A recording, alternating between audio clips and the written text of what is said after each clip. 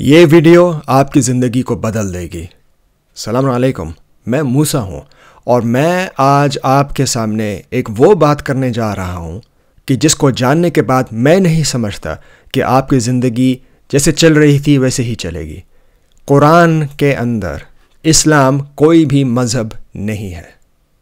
میں اس بات کو دوبارہ کہتا ہوں کیونکہ یہ بات میں جانتا ہوں کہ لوگوں کو چونکا دے گی، لیکن مقصد یہاں پہ چونکانا نہیں ہے، مقصد یہاں پہ کسی کو پریشان کرنا نہیں ہے، کسی کو شوق کرنا نہیں ہے، بلکہ ہمارا کام اس ویڈیو سیریز میں دیکھنا یہ ہے کہ واقعی قرآن میں اسلام کوئی ایک ایسا مذہب ہے کہ جس کے اندر آپ کو طقوس کرنے ہیں، جس کے اندر آپ کو خاص چیزیں کرنی ہے، جس کے اندر آپ کو خاص چیزوں کو یاد کرنا ہے، جس کے اندر آپ لوگوں کو 5 ارکان پورے کرنے ہیں، یا قرآن کے اندر اسلام بالکل ہی کوئی اور چیز ہے۔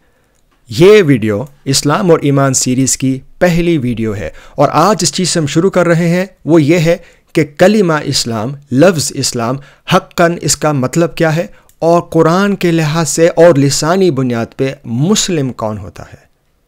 اس ویڈیو کے شروع میں میں نے آپ کو کہا السلام علیکم، کیا آپ کو اس کا مطلب پتہ ہے؟ اور میں اس چیز کو دوبارہ سے دہرانا چاہوں گا، اگر میں یہ الفاظ کو استعمال کر رہا ہوں بار بار اپنے کلام میں کہہ رہا ہوں اسلام، مسلم، سلام، کیا اسلام کا مطلب اللہ کے سامنے سر کو جھکانا ہے؟ کیا اسلام کا مطلب ہے شہادتین کہنا کہ اللہ ایک ہے اور اس نے دنیا کو بنایا اور نبی محمد ان کے آخری نبی تھے؟ یا کیا اسلام کا مطلب ہے امن اور چاشنی؟ یہ سوچنے میں ہمیں لگتا ہے کہ ہمیں ان کا مطلب پتہ ہے، لیکن جب ہم ان چیزوں پہ غور کرتے ہیں میں آپ کو یہ بولنا چاہوں گا کہ ان کے مطلب، ان کے مفہوم اتنے آسان نہیں تھے کہ جتنا ہم سمجھ رہے تھے۔ کیوں؟ کیونکہ اگر آپ یہ کہتے ہیں کہ مجھے کہ موسیٰ اسلام کا مطلب ہے سلامتی، اور اس چیز کو ہم ہمیشہ سے کہتے ہوئے آئے ہیں، تو کیا اس کا مطلب یہ ہے کہ کوئی بھی دنیا کا انسان اگر وہ سلامتی دے، امن و چاشنی کی بات کرے، لوگوں کو حرب نہ دے، لوگوں کو تنگ نہ کرے، بھلے اس کا مذہب کوئی بھی ہو، کیا وہ بھی اسلام میں داخل ہے؟ کیا وہ بھی ایک مسلم ہے؟ کیا یہ ایک کرسچن پادری کہ جو ایک ہمیشہ سلام اور چاشنی کی بات کرتا ہے، کیا وہ بھی اب اسلام میں آ گیا؟ کیا وہ بھی ایک مسلم ہے؟ یہ ایک ہندو جس نے کبھی بھی آج تک کسی کو کوئی بھی تکلیف نہ دی، کیا یہ ہندو شخص بھی اب اپنے اس سلامتی کو دینے کی وجہ سے آپ کی اسلام کی ڈیفینیشن کے مطابق پورا اتر رہا ہے؟ یا اگر آپ یہ کہتے ہیں کہ بھئی نہیں، اسلام کا مطلب ہے اللہ اور رسول کے سامنے سر کو جھکانا، تو پھر اس کو آپ اسلام کیوں کہہ رہے ہیں؟ اس کو آپ استسلام کیوں نہیں کہہ رہے؟ کیونکہ استسلام کا مطلب اردو کے اندر میں بھی وہی ہے کہ جو کہ ہم عربی میں سمجھتے ہیں، کہ اپنے آپ کو واقعی جھکا دینا اس حد تک کہ آپ نے اپنے آپ کو سرنگوں کر دیا، آپ نے اپنی ساری مرضی ختم کر دی، آپ نے اپنے آپ کو سبمٹ کر دیا، اگر ہم انگلش کا کلمہ استعمال کریں۔ لیکن ہم استسلام تو نہیں کہہ رہے، کیونکہ اسلام اور استسلام طبعاً 2 مختلف کلمات ہیں۔ تو اگر آپ یہ کہہ رہے ہیں کہ استسلام کا مطلب ہے اپنا آپ کو سرنگوں کرنا حقاً، تو پھر اسلام کا مطلب ضرورتاً کچھ اور ہونا چاہیے، ہے کہ نہیں؟ اگر آپ مجھے یہ کہیں گے کہ نہیں موسیٰ، آخر میں جا کے بات یہی آتی ہے کہ یہ ساری کی ساری بات جو ہے وہ عقیدہ پہ ڈیپینڈ کرتی ہے۔ اگر آپ کے پاس صحیح عقیدہ ہے، اگر آپ شہادتین بول رہے ہیں، تب جا کے آپ مسلمان بنتے ہیں۔ اگر یہ بات ہے تو اس چیز کے بارے میں نے پہلے بھی کئی دفعہ بات کی، لیکن میں اس بات کو دوبارہ آپ سے پوچھنا چاہوں گا کہ اس کتاب کو بھیجنے والے، اس مذہب کے ماخذ نے کیا کبھی بھی اپنے اس قرآن میں ہمیں یہ کہا کہ ہمیں کچھ خاص کلمات یا جملے اپنے ذہن میں یاد کرنے ہیں یا منہ سے بولنے ہیں تاکہ ہم مسلمان بن سکیں؟ کیا کبھی بھی اللہ نے ہمیں یہ کہا کہ تمہیں یہ چاہیے موسیٰ یا تمام وہ لوگ کہ جو کہ مسلمان بننا چاہتے ہو، کہ تم لوگ یہ بولو اپنے منہوں سے کہ اللہ ایک ہے، اس نے دنیا کو بنایا، اور کہ محمد ان کے آخری نبی تھے، اور اس کو کہنے کے بعد ہی تم مسلمان کہلانے کے حقدار ہو؟ کیا اللہ نے یہ کہا؟ کیا اللہ نے یہ چیز کا ہمیں حکم دیا؟ اور بائی دا وے، قرآن میں عقیدہ کا لفظ ہے ہی نہیں ہے۔ قرآن نے کبھی بھی آپ کو یہ نہیں کہا کہ آپ لوگوں کو چیزیں ذہنوں میں یاد کرنی ہے تاکہ آپ مسلمان بنو، اور یہ چیز واضح ہے۔ جس کسی کو بھی قرآن پڑھنے کا موقع ملے وہ پڑھ کے دیکھے، آنکھیں کھول کے دیکھے، اس کو عقیدہ کا کلمہ کہیں بھی نظر نہیں آئے گا۔ اور یہ شہادتین، اشہد اللہ کہ اللہ یہ ہے، اشہد ان محمد ان کے نبی ہیں، یہ شہادتین آپ کو ایک ساتھ بھی قرآن میں نہ ہی ملیں گی، نہ ہی آپ سے اس چیز کی توقع کی جائے گی کہ آپ ان چیزوں کو یاد کریں، اپنے منہ سے ان کو دہرائیں۔ تو جیسے میں نے پہلے عرض کی تھی، کہنے کو ہمیں لگتا ہے کہ مسلمان کون ہے، اسلام کون ہے، ان کے جوابات بہت آسان ہیں، لیکن جب ہم چیزوں پہ غور کرنا شروع کرتے ہیں تو میں سمجھتا ہوں کہ ایک ایماندار انسان کی حیثیت سے اس چیز کا آپ کو احساس ہو جاتا ہے کہ جو کچھ ہم سمجھتے ہوئے آئے تھے، شاید وہ ان کلمات کے صحیح معنی نہیں ہیں۔ جیسے میں نے اس ویڈیو کو شروع میں پہلے کہا، یہ ایک سیریز ہوگی جس کا نام ہوگا اسلام اور ایمان، اور آج اس سلسلے کی یہ پہلی کڑی ہے، یہ پہلی ویڈیو ہے۔ آج ہم ایک اساس، ایک بنیاد قائم کر رہے ہیں، جس کے بنیاد کو رکھنے کے بعد ہم اس ٹاپک کو اور ایمان کے ٹاپک کو کھول کے غور سے دیکھیں گے اور سمجھیں گے کہ واقعی قرآن کی روح سے اسلام کیا ہے، مسلمان کون ہے، اور اسی لحاظ سے ایمان کیا ہے اور مومن کون ہے۔ مثال کے طور پہ کیا کبھی آپ نے غور کیا کہ اللہ خود اپنے آپ کو مومن کہتا ہے؟ اگر میں ایک مومن ہوں، آپ ایک مومن ہیں، کیونکہ آپ عقیدہ پہ گامزن ہیں، آپ نے عقیدہ کو پکڑ کے رکھا ہوا ہے، آپ کے پاس صحیح طور پہ سارا علم ہے، آپ صحیح باتیں منہ سے دہرا رہے ہیں وغیرہ، آپ لوگوں کا ایمان ہے اللہ پہ اور کتب پہ اور رسول پہ وغیرہ وغیرہ، تو پھر اس بنیاد پر اگر آپ لوگ مومن بن رہے ہیں، تو جب اللہ اپنے آپ کو خود مومن کہتا ہے تو وہ اپنے آپ کو مومن کس بنیاد پہ کہہ رہا ہے؟ یہ وہ سوالات ہیں کہ جن کے ذہنوں میں اٹھنا ایک ناگزیر حقیقت ہے۔ یہ وہ چیز ہے جس کو ہم سب جانتے ہیں۔ کبھی کبھی ہمارے ذہنوں پر سوال آتے ہیں تو شاید ہم ان چیزوں پہ غور نہیں کرتے۔ اس ویڈیو سیریز میں ہم ان تمام سوالات پہ غور کریں گے اور ہم ان چیزوں کو کھول کھول کے دیکھیں گے کہ قرآن کے اندر اس کی اپنی رؤیہ میں اسلام کیا ہے، مسلمان کون ہے، ایمان کیا ہے، مومن کیا ہے، اور ساتھ میں ہم بہت ساری آیات کھول کے دیکھیں گے کہ جن کے اندر مؤمنین اور یا ایھا الذین آمنوا کو احکام آئے ہیں، تاکہ ہم سمجھ سکیں کہ واقعی قرآن جب ان لوگوں سے بات کر رہا ہے وہ لوگ کون ہیں۔ اگر ہمیں یہی نہیں پتہ کہ قرآن کن لوگوں سے بات کر رہا ہے اور کس چیز کے بارے میں بات کر رہا ہے، تو آیتیں ہم پڑھتے چلے جائیں گے، اس کا فائدہ کیا ہوا؟ شاہ بٹھائی سندھی میں اپنے بیت میں کہتے ہیں، اکھر پڑھ الف جو بیا ورق سب وسار اندروں تو اجاڑ پنہ پڑھن دے کے طرح۔ اس کا لب لباب یہ ہوتا ہے کہ اگر آپ کو ایک چیز کا علم نہیں ہے، آپ صفحے کے بعد صفحے کو پلٹتے چلے جائیں، آپ کا صفحے تو ختم ہو رہے ہیں، لیکن آپ کے کیا ذہن میں وہ بات اتر بھی رہی ہے؟ نہیں اتر رہی ہے۔ اگر نہیں اتر رہی ہے تو صفوں کو پلٹنے سے کہیں گنا اچھا ہے کہ آپ لفظوں پہ غور کریں، ان کے معنی، ان کے مفاہیم پہ غور کریں، اور یہی ہمارا آج کی ویڈیو کا مقصد ہے۔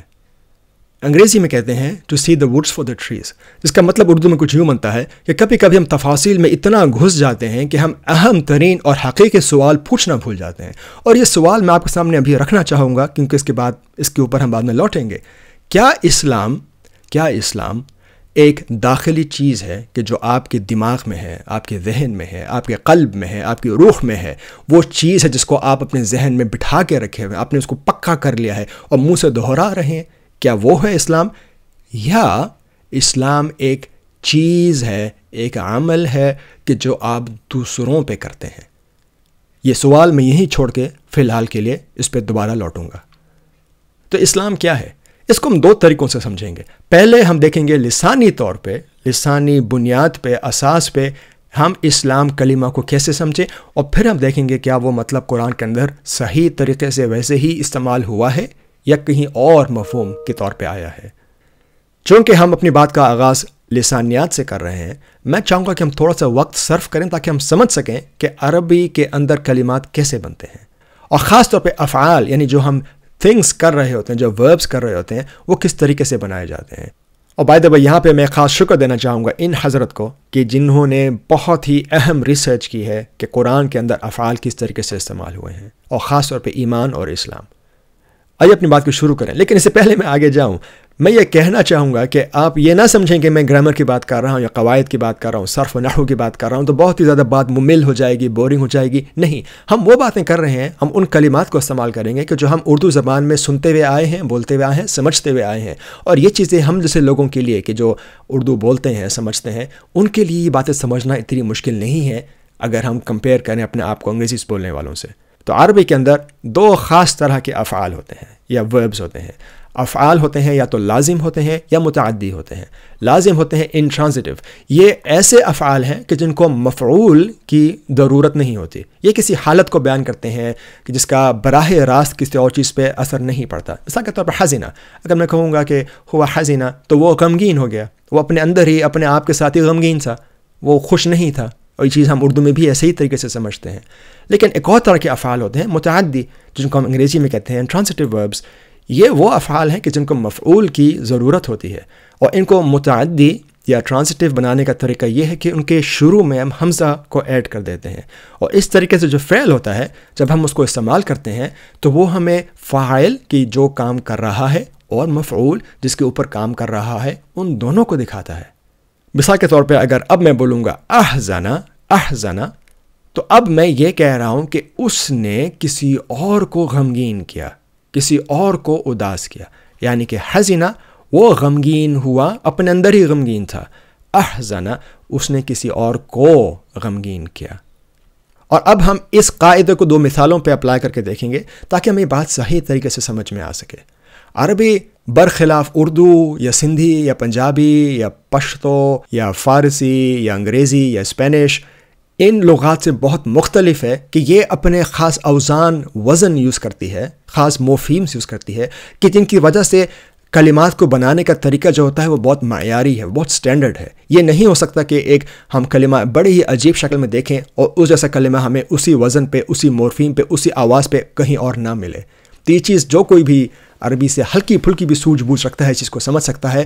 اگر آپ کو چیز کا اندازہ نہیں بھی تھا تو آج آپ کے سامنے بات بالکل کھل کے نکھر کے سامنے آ جائے گی۔ تو پہلی مثال دیکھتے ہیں۔ پہلا جو فعل ہمارے پاس ہے وہ ہے قاف را با۔ اگر کوئی شخص قریب ہوا ہم کہیں گے قروبا۔ اگر ہم اس کو مضارع یعنی حال یا پریزنٹ ٹینس میں کریں گے، وہ قریب ہوتا ہے ہم کہیں گے یقربو، پس وہ قریب ہے قریب۔ تو یہ دیکھ سکتے ہیں کہ اردو میں بھی ہم اس کو ایسے ہی استعمال کر سکتے ہیں اور ایسے ہی استعمال کرتے ہیں۔ لیکن اگر اب ہم اس فعل کو متعدی بنائیں، یعنی یہ فعل اب کسی اور پہ اثر انداز ہوگا، تو اس کے شروع میں اب ہم حمزہ لگائیں گے۔ اس نے کسی اور کو قریب کیا، اس نے کسی اور کو قریب کیا، پاسٹ ٹینس میں اقربا۔ وہ کسی کو قریب کرتا ہے، پریزنٹ ٹینس میں یقربو۔ اور اسی طرح سے اس کا مصدر بن جاتا ہے اقراب، کسی کو قریب کرنا یا نزدیکی کا باعث بننا، اقراب۔ اس سے پہلے کہ بائی دا وے میں آگے جاؤں، میں آپ کو چاہوں گا کہ میں آپ کو یاد دہانی دلاؤں کہ جیسے میں ان کلمات کو بول رہا ہوں، جس طریقے سے میں ان کو بول رہا ہوں، میری آواز کو غور سے سنیں، کیونکہ جیسے میں نے پہلے کہا تھا عربی کے اندر کلمات کو بنانے کا طریقہ بہت زیادہ معیاری ہے۔ ہم ایک ہی وزن پہ کلمات کو بناتے ہیں ان کی مختلف شکلوں کے اندر۔ تو اگر میں یہ کلمات بول رہا ہوں، آپ ان کے مقاطعات کو، ان کے سلیبلز کو غور سے سنیں، کیونکہ اسی طریقے سے آپ کو یہ پوری بات سمجھ میں آئے گی۔ ہم ایک اور مثال لیتے ہیں۔ ایک اور لازم فعل ہے حزنون سے، وہ غمگین ہوا یا وہ غمگین تھا، حزینہ۔ وہ غمگین ہوتا ہے یحزنو، پس وہ غمگین ہے حزین۔ اب اگر اس کو متعدی فعل بنائیں، یعنی کہ وہ یہ عمل کسی اور پہ کرتا ہے، اس نے کسی کو غمگین کیا، احزنا۔ آپ نے دیکھا اقربا احزنا، وہ کسی کو غمگین کرتا ہے، پریزنٹ ٹینس میں یحزنو۔ وہ کسی کو قریب کرتا ہے، یقربو، یحزنو یقربو۔ اس کا مصدر بن جاتا ہے احزان، کسی کو غمگین کرنا یا غم کا سبب بننا، احزان، اقراب۔ اب ہم اسی معیاری اور ناقابل اختلاف عربی اوزان کے اصول کو کلمہ سین لام میم پر بھی لاگو کریں گے تاکہ ہم سمجھ سکیں کہ لسانین لغوین اسلام کیا ہے، مسلم کون ہے۔ تو اگر ہمیں سین لام میم سے لازم فعل بنانا ہو، یعنی وہ کوئی ایسا عمل کہ جو آپ اپنے ساتھ کر رہے ہو، آپ اپنے اندر کر رہے ہو، تو اگر ہم اس کو پاسٹ میں کریں گے، وہ سلامتی میں ہوا، ہم آہنگ ہوا، ایک ایسی حالت میں آیا کہ جس کے اندر کسی سے تصادم میں نہیں تھا، تو سلیمہ، وہ سلامتی میں ہے یا ہوتا ہے یا ہم آہنگ رہتا ہے، یسلمو، پس وہ ہے سلیم۔ اس سے پہلے کہ میں تھوڑا آگے جاؤں، میں تھوڑی سی ایک وضاحت کرنا چاہوں گا۔ جب ہم اپنی اردو زبان میں سلامتی کو استعمال کرتے ہیں تو ہمارے لیے سلامتی اور امن عام طور پہ ایک ہی طور سے سمجھے جاتے ہیں، لیکن جب ہم اس کلمہ کو عربی میں استعمال کرتے ہیں تو اس کا مطلب یہ ہے کہ ہم ایسی حالت میں ہیں کہ جہاں پہ ہم آہنگی میں ہیں، جہاں ہم کسی کے ساتھ لڑائی نہیں کر رہے، جہاں ہم کسی کے ساتھ ہم ظلم نہیں کر رہے، جہاں ہم کسی کے اوپر ہم جبر نہیں کر رہے۔ وہ اپنی زندگی میں ہے، ہم اپنی زندگی میں ہیں، لیکن ہم دونوں ایک دوسرے کے ساتھ ایک ایسی پچ پر آ گئے ہیں کہ جس کے اندر ہمارے بیچ میں اب لڑائی نہیں ہے، جھگڑا نہیں ہے۔ تو یہ ہے سلیمہ۔ تو سلیمہ یا سلیم بننا یہ ایک امن والی حالت سے مختلف ہے۔ اس چیز کے اوپر ہم اگلی ویڈیو پہ جب ہم امن کے بارے میں بات کریں گے، ایمان کے بارے میں بات کریں گے، تو اس چیز کے اوپر ہم اپنی بحث کو دوبارہ سے شروع کریں گے۔ اب اگر ان حروف سے میں ایک متعدی فعل بنانا چاہوں، یعنی کہ یہ عمل ہم دوسروں کے اوپر کریں گے یا دوسروں کے اوپر ہو تو کیسے ہوگا؟ اس نے سلامتی دی، ایک ایسی صورتحال دی کہ جس میں ہم آہنگی تھی، جس میں جنگ و جدال نہیں تھی۔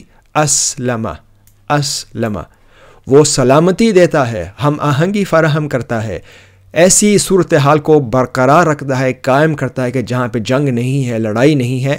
یسلمو، اس عمل کو انجام دینے والا فاعل ہے مسلم، اور اس کا مصدر ہے اسلام، یعنی ایسی حالت، ایسا کام کہ جس کے اندر ہم آہنگی فراہم کی جا رہی ہو، جس کے اندر سلامتی دی جا رہی ہو، ایک ایسی صورتحال کو برپا کیا جا رہا ہو کہ جس کے اندر لوگوں کو یا کسی اور چیز کو آگے آپ کے آس پاس میں نقصان نہ پہنچایا جا رہا ہو، ایسی صورتحال کو، ایسے عمل کو اسلام کہا جاتا ہے۔ اس مصدر اسلام کا مطلب یہ ہے کہ ہم ایسی حالت میں آ جائیں کہ جس کے اندر ہمارے وجود سے، مثال کے طور پہ، کسی اور چیز کے اوپر نقصان نہ ہو، نہ نقصان ہو نہ پریشانی ہو، ہم کسی کو تنگ نہیں کر رہے، ہم اپنی سلامتی سے بیٹھے ہوئے ہیں۔ تو وہ سلامتی میں ہوا سلمہ، وہ سلامتی میں ہے یسلمو، پس وہ بن گیا سلیم۔ اگر ہم یہ چیز دوسروں کے ساتھ کریں عمل، یہ ہم عمل کی بات کر رہے ہیں، اگر ہم یہ کام، یہ صورتحال دوسروں کے ساتھ کریں یا ان کو فراہم کریں، اس نے یہ چیز کسی اور کے لیے کی، اسلمہ، وہ سلامتی دیتا ہے، ہم آہنگی فراہم کرتا ہے، یسلمو، اور اس عمل کو جو کوئی بھی کر رہا ہے وہ بن گیا مسلم۔ اور اس پورے کے پورے عمل کو اگر ہم مصدر کے طور پہ سمجھنا چاہیں، ایک وربل ناؤن کے طور پہ، تو وہ آپ کا بن گیا اسلام۔ اس پوری صورتحال میں اگر آپ نے غور کیا ہوگا، ہمارا سارا کا سارا فوکس، ہماری ساری ترکیز کرنے کے اوپر ہے، کیونکہ ایک فعل، ایک چیز ہے کہ جو آپ کر رہے ہیں، یا اپنے ساتھ یا دوسروں کے ساتھ، لیکن ایک کام ہے کہ جو کیا جا رہا ہے۔ یہ کلمات نہیں ہے کہ جو آپ بول رہے ہیں، یہ وہ خیالات نہیں کہ جو آپ سوچ رہے ہیں، بلکہ یہ کام ہے کہ جو دوسروں کے سامنے کیے جا رہے ہیں، دوسرے دیکھ سکتے ہیں۔ مسلم وہ ہے کہ جو دوسروں کو ایسی حالت میں رکھے کہ جہاں پہ ان کے بیچ میں جنگ و جدال نہ ہو۔ یہ ہے عربی کا اسلام، یہ ہے عربی کا کرنے والا مسلم۔ کہیں سے بھی، کسی بھی کونے کھڑوچے سے ہم یہاں پہ کسی مذہب کو، اس کے طقوس کو، اس کے ارکان کو، اس کے قوانین کو نہیں پا سکتے، کیونکہ ہے ہی نہیں۔ ایک بڑا سمپل، معیاری، ناقابل اختلاف عربی اوزان کی بنیاد پہ جو ہم نے بات کی ہے، اس بات کے لحاظ سے اس میں کوئی شک نہیں ہے کہ مسلم وہ ہے کہ جو دوسروں کو سلامتی دے رہا ہے۔ اور اس عمل کو اگر ہم ایک طریقے سے سمجھنا چاہیں کہ پورا عمل کیا ہے، وہ عمل ہے آپ کا اسلام۔ کہیں بھی کسی طریقے سے آپ کو، کسی شخص کو بھی یہاں پہ لسانیاً، لغویاً طور پہ شہادتان کہنے کی ضرورت نہیں ہے کہ آپ یہ کہو، آپ کلمہ شہادت بولو، یا آپ اپنا یہ پہلا کلمہ دوسروں کو دہراؤ، یہ دل میں یاد کرو، یا اس پہ ایمان رکھو، یا اس کو آپ اس طریقے سے اس پہ اپنا بلیف رکھو، ایسی کوئی بات نہیں ہے۔ میں چاہوں گا کہ اس چیز کو ہم دوبارہ دہرائیں، اور جیسے میں نے پہلے کہا تھا، یہ اتنا مشکل کانسیپٹ نہیں تھا، یہ راکٹ سائنس کی ہم بات نہیں کر رہے ہیں کہ جب ہمیں بات سمجھ میں نہ آ سکے، کیونکہ ساری کلمات وہ ہیں کہ جب ہم اپنی اردو زبان میں بھی استعمال کرتے آئے ہیں تو ہم چیز کو ہم سمجھ سکتے ہیں، اور ایک چھٹی حص جو ہماری لغوی طور پہ بن چکی ہے، اس لحاظ سے بھی ہم سمجھ سکتے ہیں کہ واقعی حزین اور احسنہ کا مطلب ایک نہیں ہے، سلیم اور اسلمہ کا مطلب ایک نہیں ہے۔ اسی طریقے سے ہم ان چیزوں کو بھی سمجھ رہے ہیں۔ تو یہاں پہ میں چاہوں گا کہ ہم ان چیزوں کو دوبارہ سے دہرائیں، اس سے پہلے کہ ہم قرآن پہ جا کے دیکھیں کہ قرآن خود ان کلمات کو کیا ایسے ہی استعمال کر رہا ہے یا نہیں۔ تو یہ جو 3 ہم نے افعال ابھی تک استعمال کیے تھے، قروبہ، حزینہ، سلمہ، میں نے ایک چارٹ میں آپ کے سامنے رکھے ہیں۔ ان کے 2 مختلف جو اقسام ہیں ہمارے سامنے ہیں، یا تو یہ لازم کس طور پہ آئیں گے، یا متعدی، ٹرانزٹیو یا انٹرانزٹیو۔ اگر میں اس وقت ٹرانزٹیو وربس کے بارے میں بات کروں، جن کے بارے میں ہم بات کرتے ہوئے آئے ہیں، میں ان کلمات کو دہراؤں گا، آپ کا کام ہے اپنے کانوں کو کھول کے ان کی آواز کو سنیں۔ یہ موفیمز، یہ جس طریقے سے کلمات کی تشکیل ہوئی ہے، یہ ہے وہ کنجی جس کے ذریعے سے ہم قرآن کی عربی کو سمجھنے کا پہلا سٹیپ پار کرتے ہیں۔ تو اگر میں کہوں قروبہ سے وہ کسی اور کو قریب کرتا ہے، اقربہ، حزینہ سے وہ کسی اور کو اداس کرتا ہے، احزنہ، وہ کسی اور کو سلامتی دیتا ہے، سلمہ سے اسلمہ۔ پریزنٹ ٹینس میں کسی کو قریب کرتا ہے، یقربو، وہ کسی کو اداس کرتا ہے، یحزنو، وہ کسی کو سلامتی دیتا ہے، یسلمو۔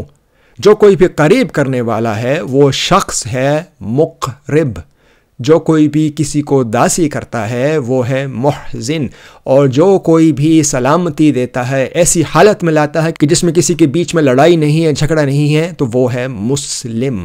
اور اس کا مصدر ہے اقراب، کسی کو پاس لانا، احزان اداسی دینا، اسلام سلامتی دینا۔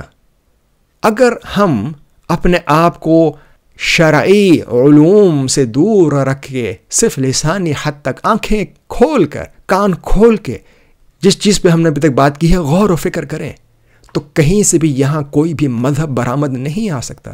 جیسے اقراب سے مذہب نہیں برآمد ہو سکتا، احزان سے شاعروں کے تو پیٹ چل سکتے ہیں لیکن ایک مذہب نہیں دریافت ہو سکتا، اسی طریقے سے اسلام میں سے بھی کسی مذہب کو دریافت کرنا ناممکن ہے، ناممکن ہے۔ یہ ایک صورتحال ہے کہ صورتحال کے اندر لسانیاً لغویاً کوئی بھی تعلق نہیں ہے کہ ایک انسان سے توقع کی جائے کہ وہ دن میں 5 دفعہ اٹھے بیٹھے، وہ اپنے آپ کو 30 دن تک کھانے پینے سے محروم رکھے، وہ پتھر کے گھر پہ جا کے پتھر کے ستونوں پہ پتھر پھینکے۔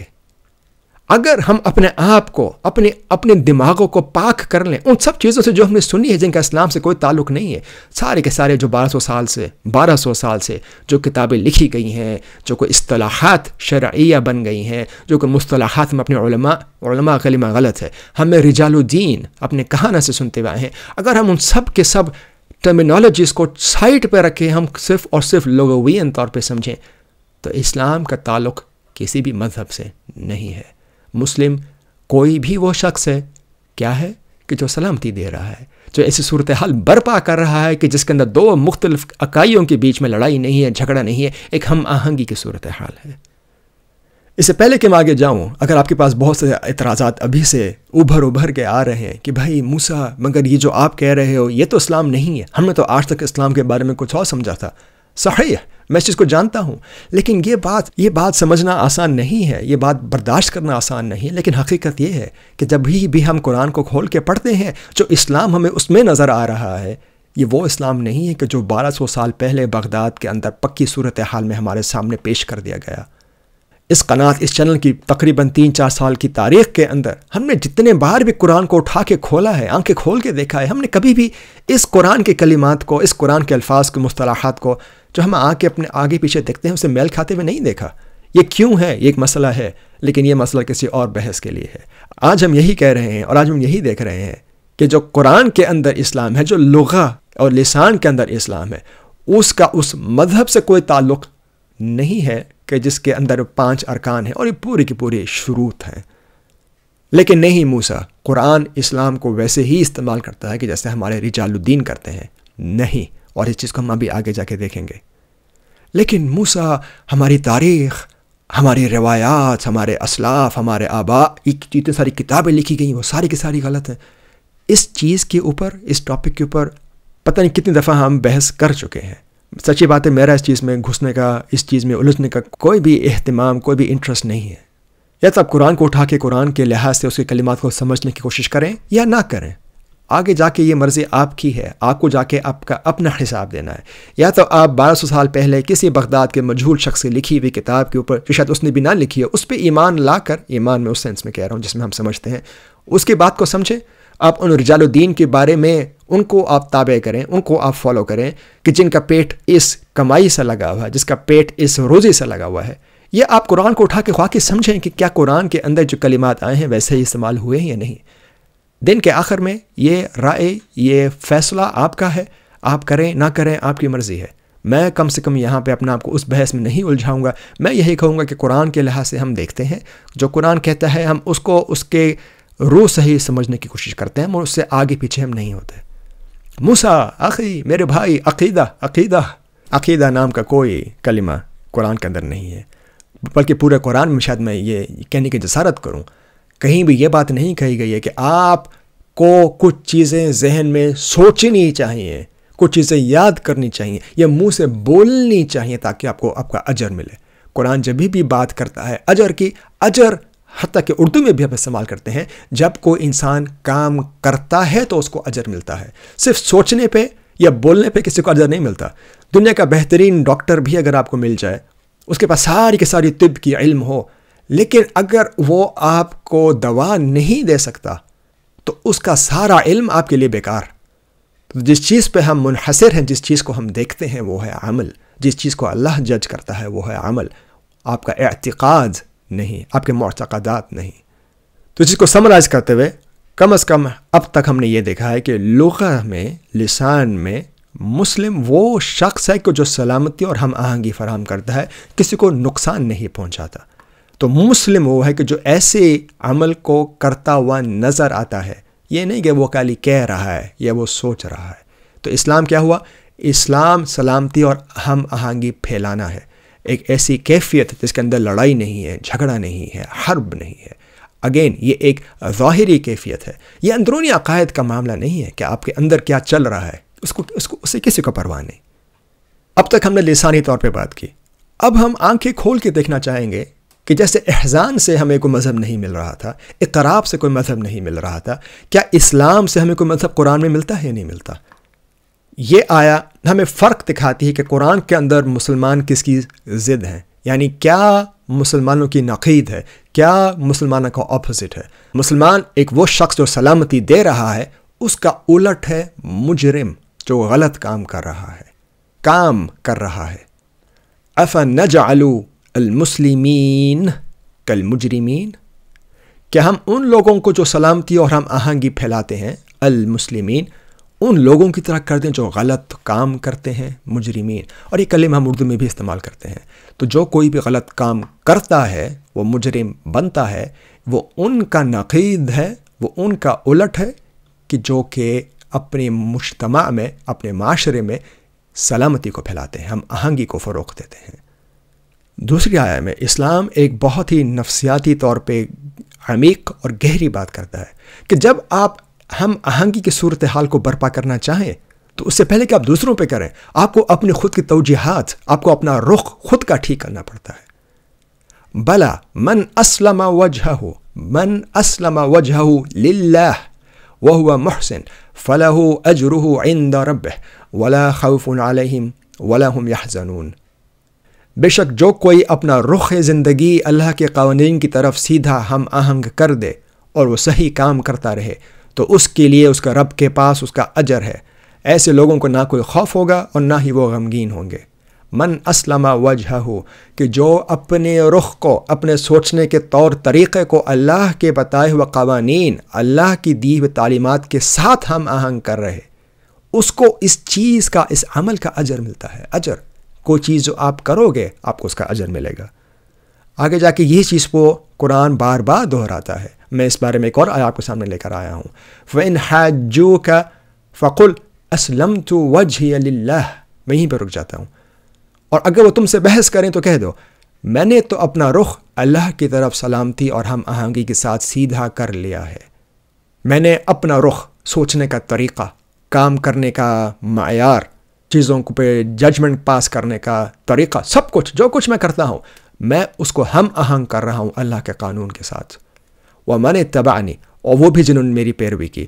وَقُلْ، اور کہہ دو لِلَّذِينَ أُوتُوا الْكِتَابَ وَالْأُمِّيِّينَ، ان لوگوں سے کہ جن کو الکتاب دی گئی اور امیوں سے بھی، أَأَسْلَمْتُمْ، کیا تم نے بھی سلامتی دی، ہم آہنگی اختیار کی؟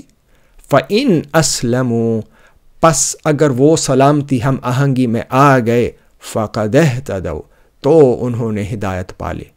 وَإِن تَوَلَّوْا، اور اگر وہ منہ پھیر لیں، منہ موڑ لیں، فَإِنَّمَا عَلَيْكَ الْبَلَاغُ وَاللَّهُ بَصِيرٌ بِالْعِبَادِ، تو تمہاری ذمہ داری صرف واضح طور پہ پیغام پہنچا دینا ہے، اللہ اپنے بندوں کو خوب دیکھ رہا ہے۔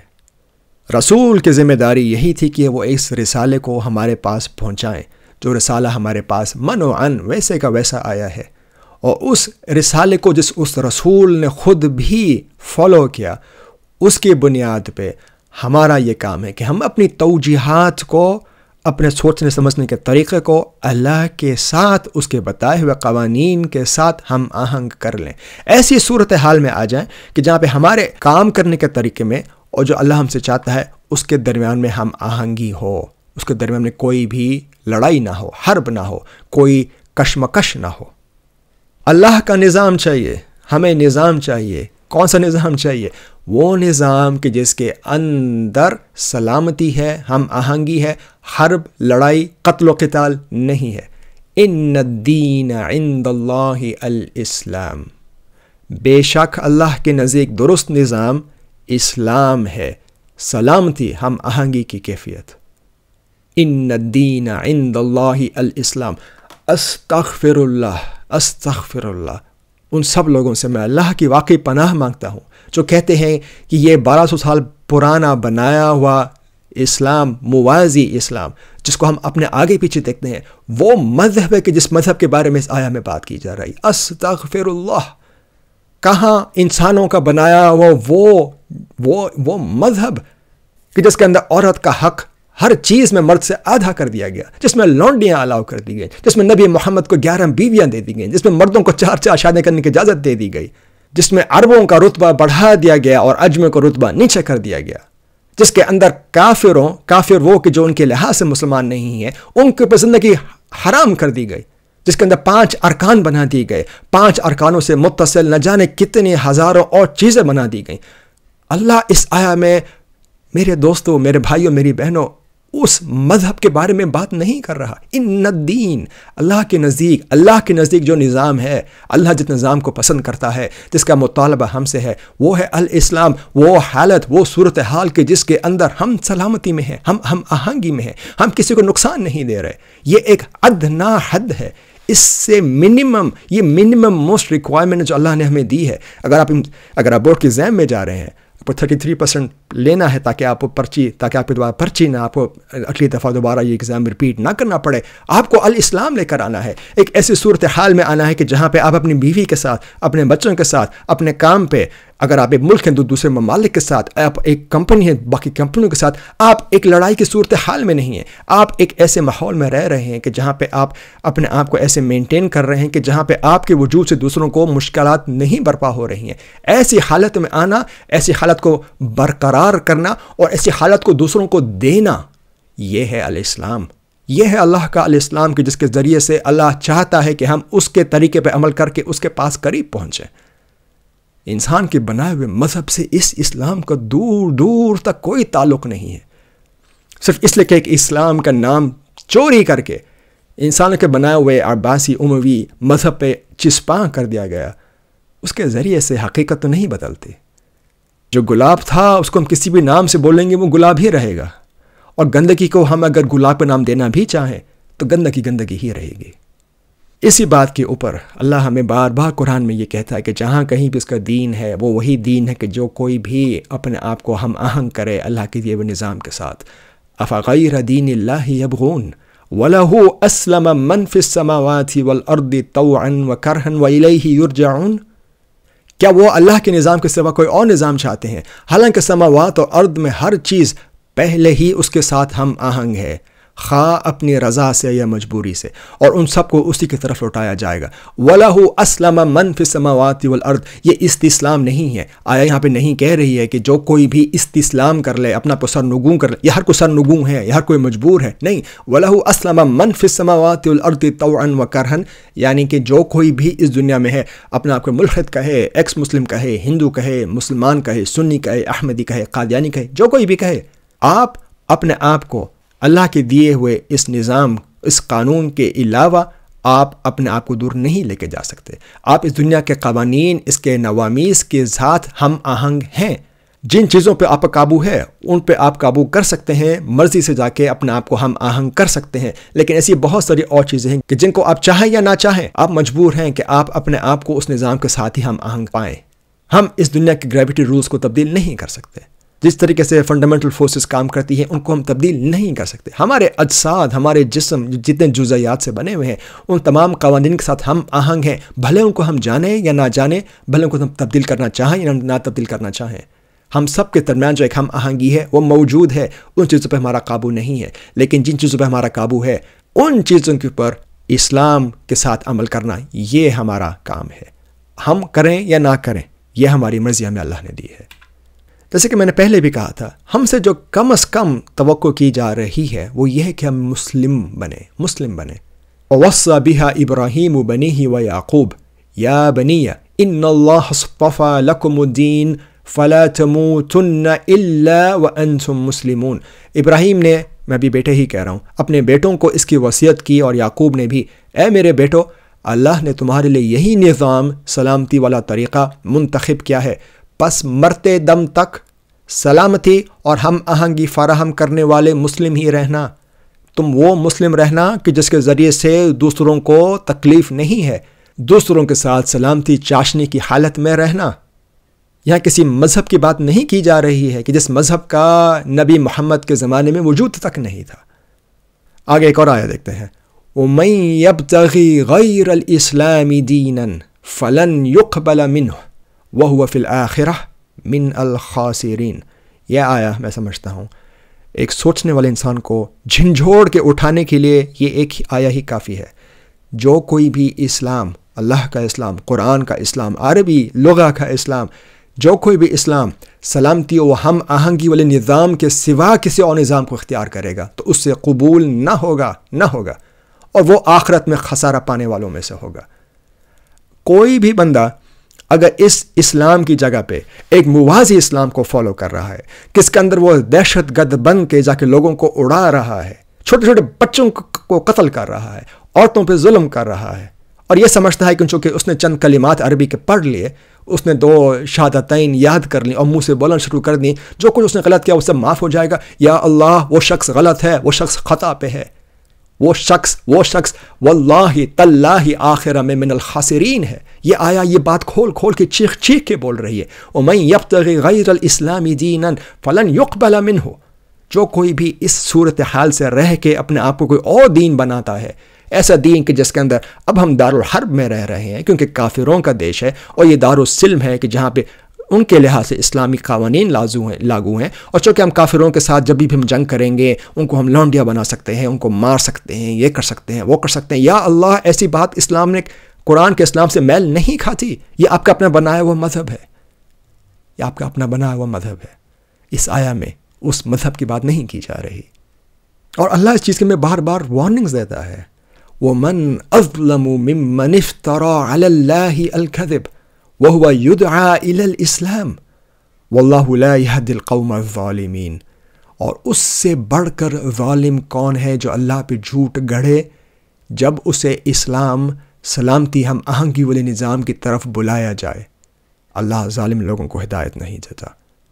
یعنی اللہ کا اسلام، اللہ کا رسول، اس کے دیے ہوئے رسالے میں آپ کو ایسی حالت کی طرف بلا رہا ہے کہ جہاں پہ سلامتی ہو، جہاں پہ آپ کے اور آپ کے پڑوسی میں، آپ کی بیوی میں، آپ کے ملک اور ساتھ والے دوسرے ملکوں میں لڑائی نہ ہو، جھگڑا نہ ہو۔ آپ کو اللہ ایسے قانون کی طرف بلا رہا ہے، ایسی صورتحال کی طرف دعوت دیتا ہے کہ جہاں پہ آپ اپنی بیعہ کے ساتھ، آپ اپنے ماحول کے ساتھ، آپ اپنے انوائرمنٹ کے ساتھ ہم آہنگی کی صورتحال میں آ جائیں، جہاں اللہ آپ کو ان سب چیزوں کی دعوت دیتا ہے۔ اس سے بڑھ کے ظالم کون ہے کہ جو اللہ پہ بعد میں جھوٹ گھڑے؟ نہیں، اسلام وہ نہیں کہ جو قرآن کہتا ہے، کہ جو رسول محمد کہہ کے گئے تھے، جو ان کا رسالے میں لکھا ہوا ہے، بلکہ اسلام تو 5 ارکان ہیں۔ اسلام تو جا کے پتھر کے گھر میں پتھر کے ستونوں کو پتھر مارنا ہے۔ اسلام تو اپنا آپ کو 30 دنوں تک کھانے پینے سے محروم رکھنا ہے۔ اسلام تو یہ ہے کہ جب آپ کو جہاد پہ بلایا جائے تو تلواریں اٹھا کے آپ میدان میں گھس جاؤ، کہ جہاں پہ آپ کو عورتیں ملیں ان کو باندیا بنا کے رکھو۔ میرے دوستو، میرے بھائیوں، میری بہنوں، ان جھوٹ بولنے والوں سے اگر ہم آج تک آشنا نہ تھے تو یہ ذمہ داری اب آپ کے پاس آ چکی ہے۔ جیسے کہ میں نے پہلے کہا تھا، جب یہ چیز ہمارے ذہن میں آ جاتی ہے، سمجھ میں آ جاتی ہے کہ واقعی قرآن کا اسلام کچھ اور ہے، جو ہم سنتے ہوئے آئے تھے وہ چیز کچھ اور ہے، تو اگر اس کے بعد اگر آپ کے سوچنے کے طریقے میں فرق نہیں آتا تو شاید میں بھی یہ چینل آپ کے لیے نہیں ہے، یہ قنات آپ کے لیے نہیں ہے۔ anyway، جو لوگ یہ سب سوال کرنا چاہیں گے کہ اس ایک ویڈیو کے بعد آگے کیا آنے والا ہے، جیسے میں نے پہلے کہا یہ ایک سیریز ہے اسلام کے بارے میں، اور بھی بہت ساری آیات ہیں جن کے بارے میں آہستہ سے اس سیریز میں بات کرتا چلا جاؤں گا۔ کچھ ایسے ٹاپکس ہیں جن کے بارے میں بات کروں گا، کچھ ایسے ہیں جن کے اوپر شاید میں کچھ مہینوں تک، شاید کچھ سالوں تک بات نہ کروں، کیونکہ میں نہیں چاہتا کہ اپنے آپ کو ایک وقت کے اندر مقید کروں۔ جیسے کوئی آیتیں آئیں گی ان کے اوپر ہم اس ویڈیو سیریز میں بات کرتے چلے جائیں گے. لیکن جو اگلی ویڈیو آئے گی وہ آئے گی ایمان کے بارے میں. ایمان کیا ہے؟ کیا ایمان چیزوں کو سوچنا ہے، ان پہ بھروسہ کرنا ہے، اپنے ذہن میں ٹھونس لینا ہے، جیسے انگلش میں کہتے ہیں کہ ان کو بلیو کرنا ہے؟ اور اس کے ساتھ جو ہم بعد میں بات کریں گے وہ یہ ہے کہ چلو اگر ایمان کوئی اور چیز ہے تو جب قرآن کہتا ہے کہ ایمان باللہ، ایمان بالرسل، یا ایمان بالغیب، بالیوم الآخر، بالکتب، ان کے معانی کیا ہیں، اس کے اوپر بھی ہم بات کریں گے. اور پھر ہم یہ بات پہ بھی خاص طور پہ بحث کریں گے کہ ایمان کیوں قرآن کے اندر اسلام سے ایک بہتر درجہ ہے، اور کیوں اللہ پسند کرتا ہے کہ ہم مؤمنین بنیں بمقابلہ مسلمین. اور اسی کے ساتھ ساتھ اللہ اپنے آپ کو مومن کیوں کہتا ہے؟ اللہ کیوں اپنے آپ کو مومن کہہ رہا ہے؟ وہ تو کسی اور چیز پہ بھروسہ نہیں کر رہا، یہ بلیو نہیں کر رہا. صحیح. اور اس کے ساتھ کچھ اور سوال اٹھتے ہیں کہ اگر رسول اللہ پہ پہلے سے ایمان رکھتے تھے، جیسے ایمان ہم سمجھتے ہیں کہ بھروسہ کرتے تھے، بلیو کرتے تھے، معتقدات رکھتے تھے، تو اس رسول کو کیوں کہا جا رہا ہے قرآن میں کہ وہ ایمان لے کر آئے؟ اور جو پہلے سے ایمان لے آئے تھے، یا ایھا الذین آمنوا، ان کو کیوں کہا جا رہا ہے کہ وہ بھی دوبارہ ایمان لے کے آئیں؟ جیسے کہ آیات آتی ہیں یا ایھا الذین آمنوا آمنوا. کہ بھئی اب ایک سوال اٹھتا ہے کہ اگر ان لوگوں سے بات کی جا رہی ہے یا ایھا الذین آمنوا، جن کو عام طور پر سمجھا جاتا ہے کہ یہ وہ لوگ ہیں کہ جو ایمان لے آئے تھے، تو ایمان لے آنے والے لوگوں کو دوبارہ ایمان لانے کے لیے کیوں کہا جا رہا ہے؟ سوال ہے یا نہیں؟ تو اس چیز کے اوپر ہم بات کریں گے. اور میں چاہوں گا کہ یہ جب ہم ان ٹاپکس کو قرآن کے لحاظ سے آیات کو کھول کے ہم سمجھ چکے ہوں، بات کر چکے ہوں، تو میں چاہوں گا کہ ہم ایک سٹیپ بیک لے کے ہم ایک میٹا ٹاک کریں. ہم اپنے معاشرے پہ، اپنے مجتمعات پہ اس چیز کو لاگو کر کے سوچیں کہ اب قرآن کے لحاظ سے جب ہم نے یہ بات سمجھ لی ہے، جب ہم مسلمان سمجھ گئے، اسلام سمجھ گئے، اور انشاءاللہ ایمان اور مؤمن سمجھ جائیں گے، تو یہ جو پورا مذہب ہم اپنے آس پاس دیکھ رہے ہیں، اس کے ساتھ کیا ہوگا؟ یہ جو پورا ایک اطار تھا، ایک پورا فریم ورک تھا، ایک پورا ڈھانچہ نہیں، پوری عمارت تھی، ایک پورا برج خلیفہ بنا ہوا تھا، جب یہ برج ڈھا جائے گا، اور اس کا کام ہے ڈھانا، کیونکہ یہ چیز جس چیز پہ بنی ہے اس کا اسلام سے، قرآن سے کوئی تعلق نہیں ہے. جب یہ چیز ختم ہو جاتی ہے، جب ہماری آنکھیں کھل جاتی ہیں، جب ہماری زندگی میں تبدیلی آ جاتی ہے، تو ہم کیا کریں؟ ہم اپنے آپ کو کہاں پاتے ہیں؟ ہم اپنے لوگوں کے آس پاس کے لوگوں کے ساتھ کس طریقے سے بات کریں؟ ہم کس طریقے سے اس اسلام کو لوگوں کے سامنے پریزنٹ کریں؟